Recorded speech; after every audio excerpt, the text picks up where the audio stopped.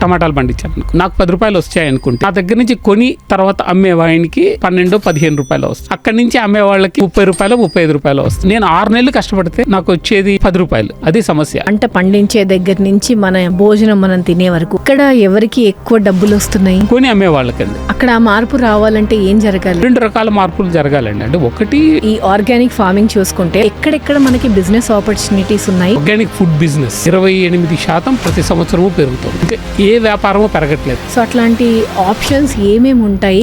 చిన్న చిన్న పరిశ్రమలు గ్రామీణ స్థాయిలో తీసుకురాగలిగితే అవి చాలా ఉపయోగపడతాయి. నాకు గుర్తుండి పప్పు మనం ఇప్పుడు ఎలాగైతే చేస్తున్నామో అది దాదాపు 500-600 సంవత్సరాల నుంచి అలాగే చేస్తున్నాం. తినే ఆహారం ఏదైతే ఉందో దాంట్లో ఏమీ ఇంప్రూవ్మెంట్ రాలేదు. ఇప్పుడు టమాటా రేట్ పెరుగుతుంది రేపు జూన్-జూలైలో.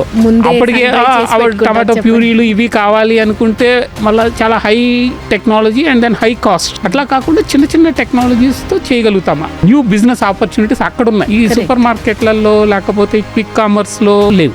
అంటే అందరూ ఇక్కడే గుమిగూడి పోరాడుతున్నారు తప్పితే మిగిలిన వాటిలో ఏం చేద్దాము అన్న దాని గురించి ఆలోచన అస్సలు లేదు. యంగ్ జనరేషన్ వాళ్ళందరూ ఈ బిజినెస్ లోకి రావాలన్నా కూడా మన దగ్గర ఇప్పుడు కొంతమంది వాళ్ళకున్న డౌట్స్ ని అడగాలి అని రెడీగా ఉన్నారు. సో వాళ్ళని కలుద్దామండి.